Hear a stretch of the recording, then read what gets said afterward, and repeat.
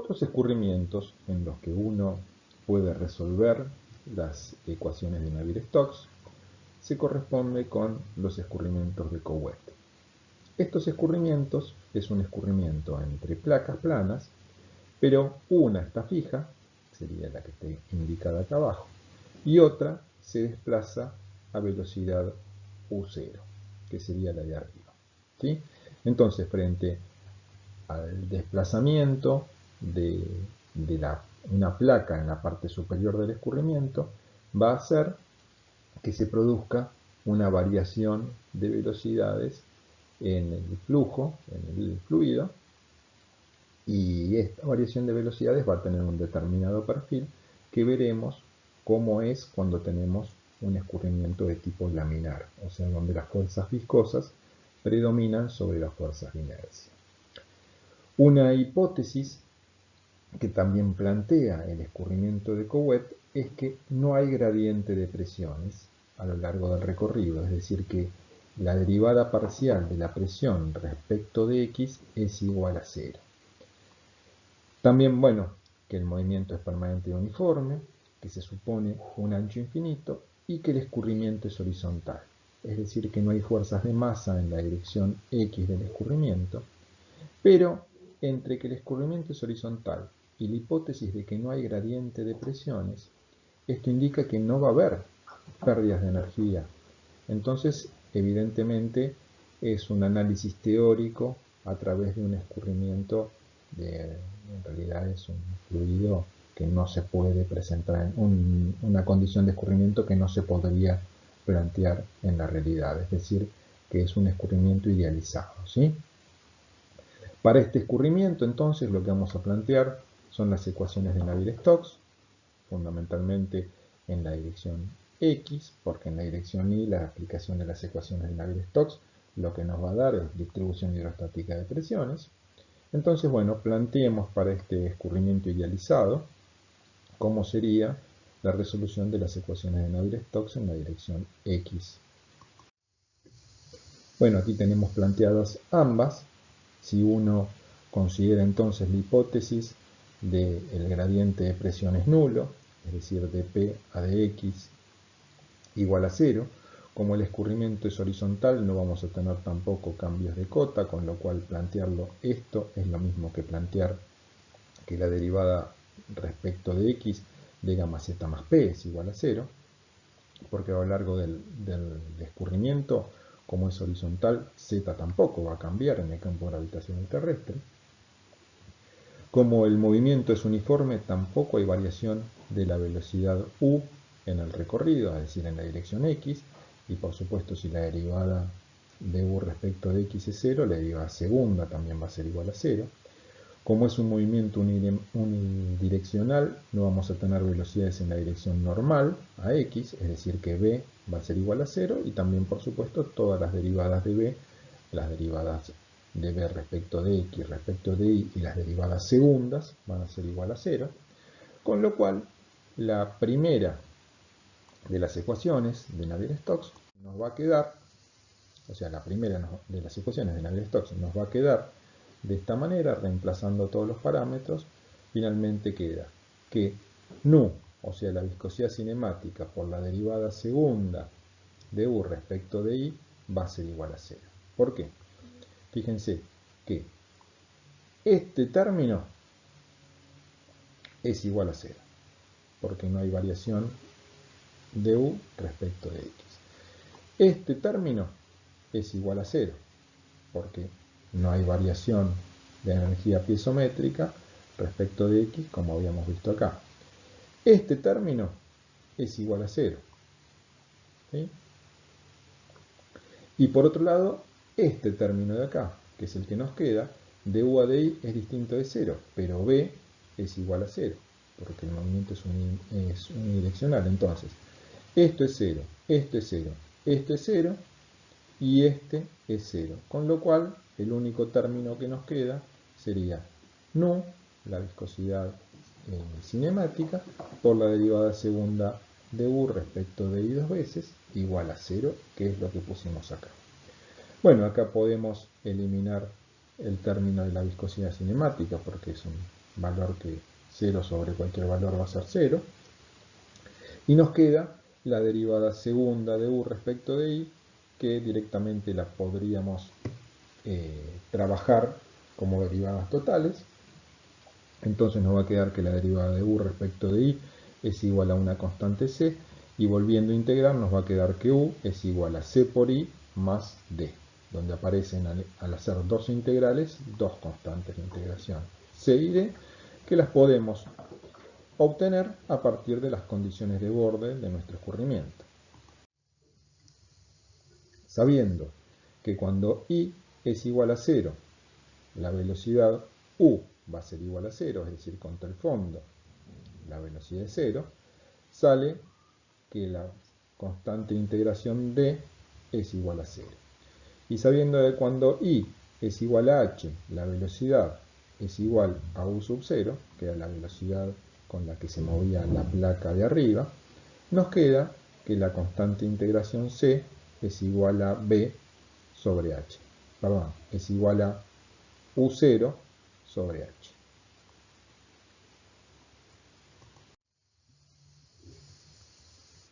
Finalmente, la ecuación de la velocidad que nos queda va a ser igual a u0 sobre h por i, donde podemos apreciar que tenemos una distribución lineal de velocidades con valor 0 en el fondo, u0 en la parte superior del escurrimiento, y por supuesto varía linealmente con i.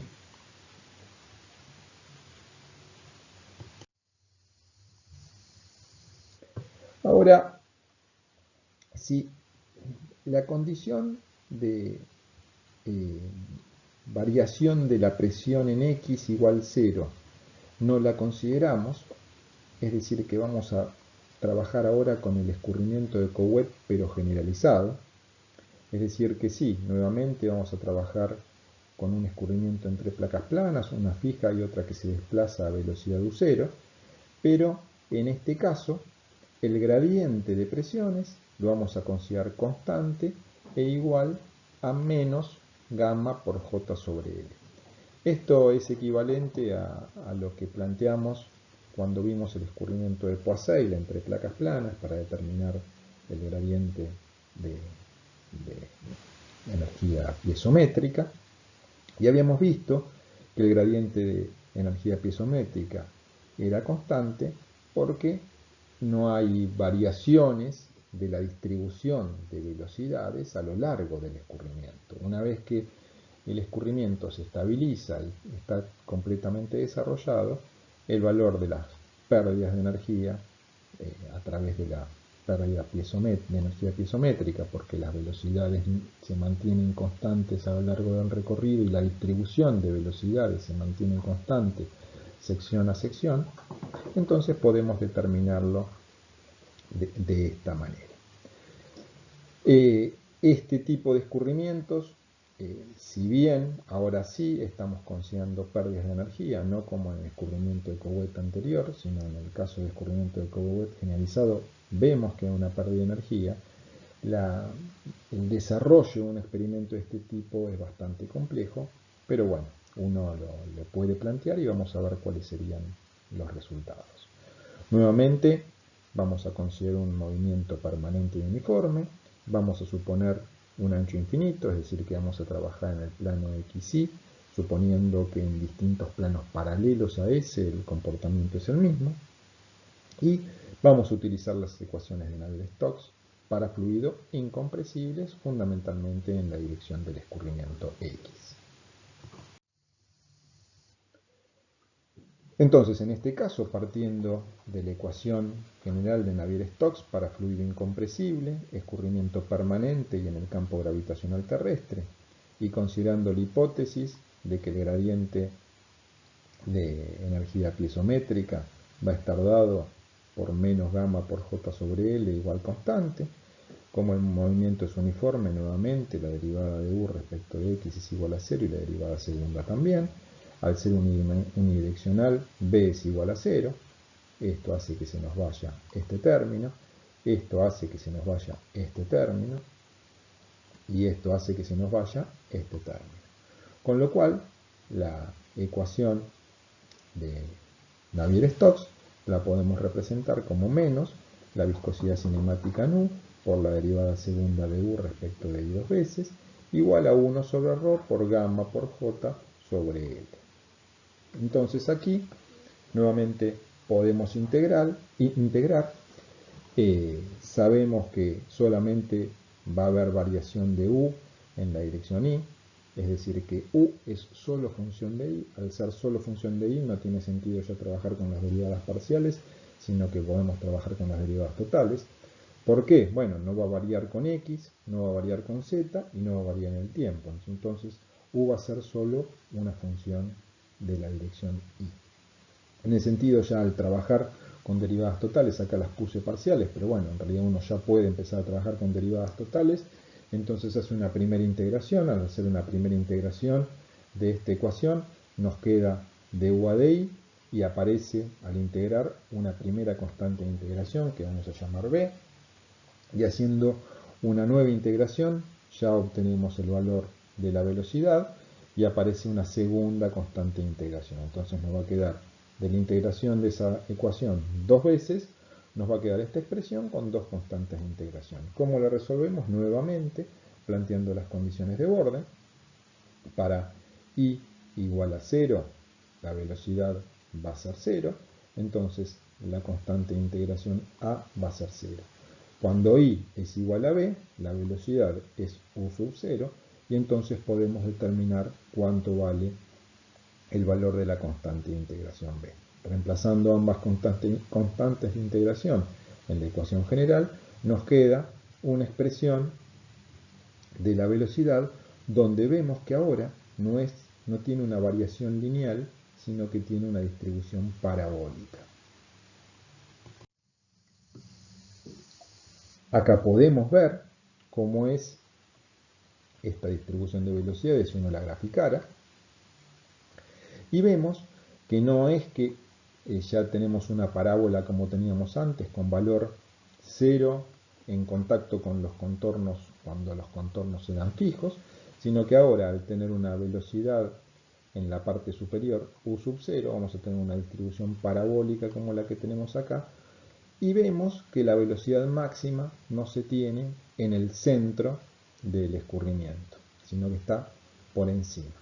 Evidentemente, ¿cómo se plantea esto? Bueno, la velocidad máxima se va a tener para una altura I sub m, en la cual la derivada de U respecto de I se iguala a 0. Es decir, cuando tenga que la variación esté dado por una línea tangente vertical.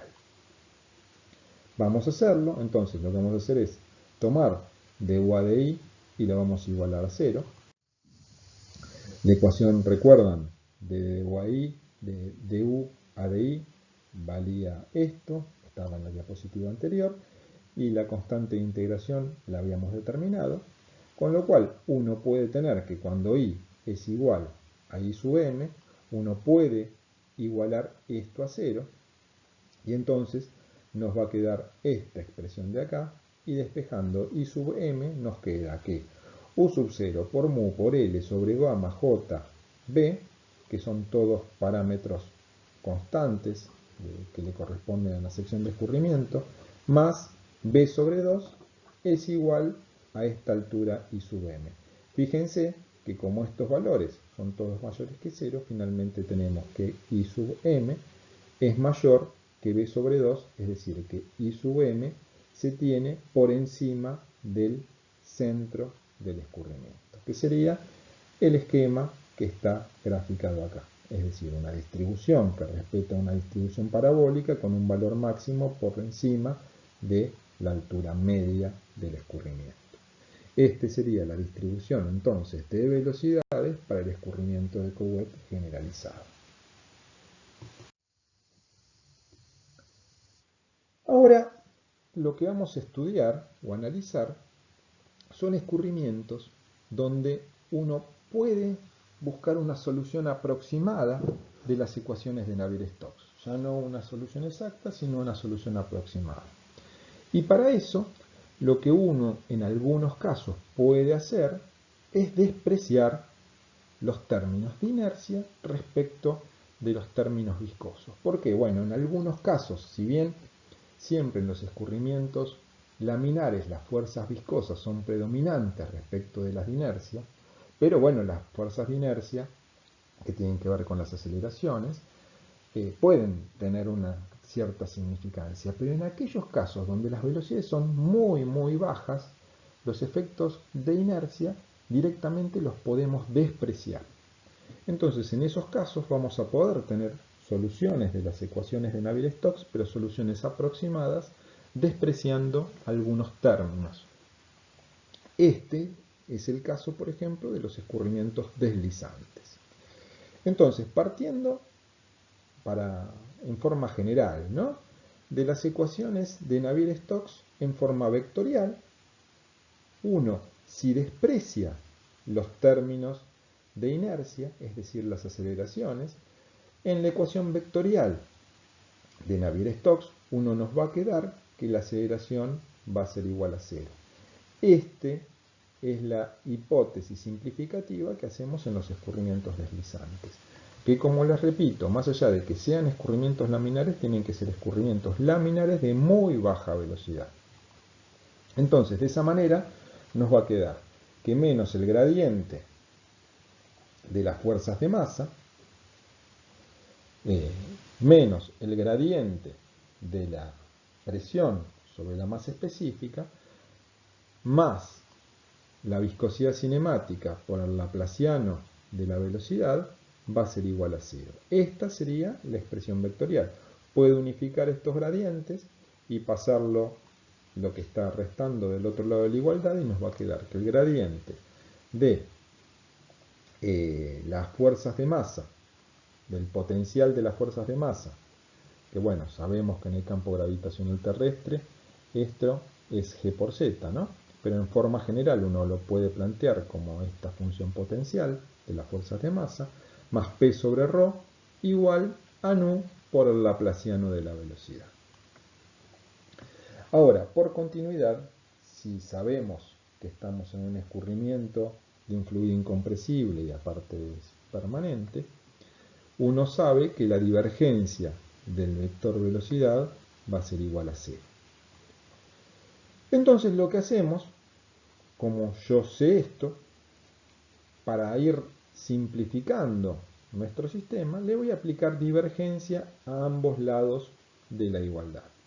Entonces nos queda divergencia del gradiente de la función potencial de las fuerzas de masa más p sobre ρ igual a nu por la divergencia del laplaciano de la velocidad.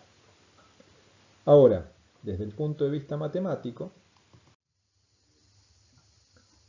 divergencia y el laplaciano pueden permutarse. Es decir, la divergencia del laplaciano es lo mismo que el laplaciano de la divergencia, ¿sí? Y aparte, sabemos que la divergencia del gradiente es el laplaciano, porque plantearle al gradiente divergencia es hacer como las derivadas segundas. Entonces, en definitiva, cuando uno plantea divergencia del gradiente de este término, nos va a quedar el laplaciano de este término.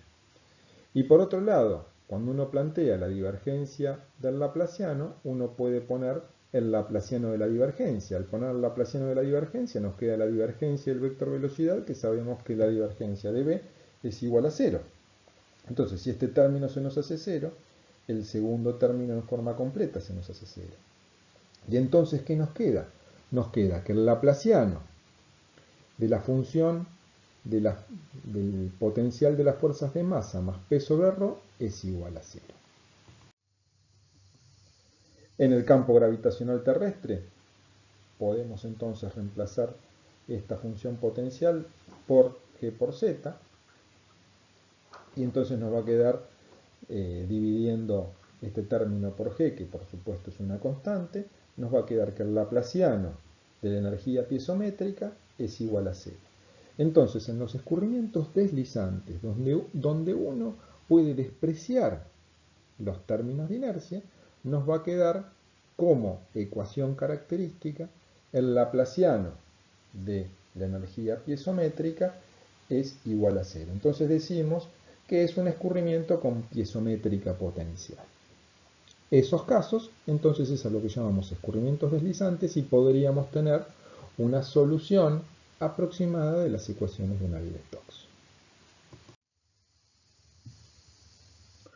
Una posible solución a esta ecuación que recién obtuvimos es considerar que la velocidad es igual a menos el gradiente de una constante k por z más p sobre gamma. A este tipo de escurrimientos que cumplen esta condición, que la velocidad es menos el gradiente de k por la energía piezométrica, es lo que se llama escurrimientos de Darcy. Y los escurrimientos de Darcy cumplen con la condición de escurrimientos deslizantes. Veamos, por ejemplo, si a esta ecuación le aplicamos divergencia a ambos términos, vemos que entonces, de este lado, la divergencia del vector velocidad va a ser igual a 0.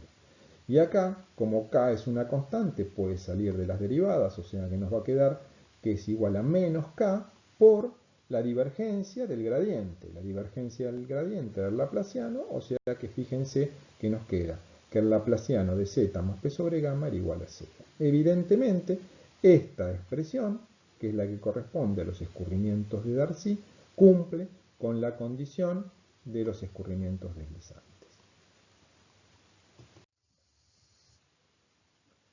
Entonces, si uno parte de la ecuación vectorial que le corresponde a un escurrimiento de Darcy, entonces si uno lo expresa en sus componentes, uno podría tener cuánto es la velocidad en la dirección x, donde va a ser igual a menos k por la derivada de z más p sobre gamma respecto de x, b va a ser igual a menos k por la derivada de z más p sobre gamma respecto de y, lo mismo respecto de z.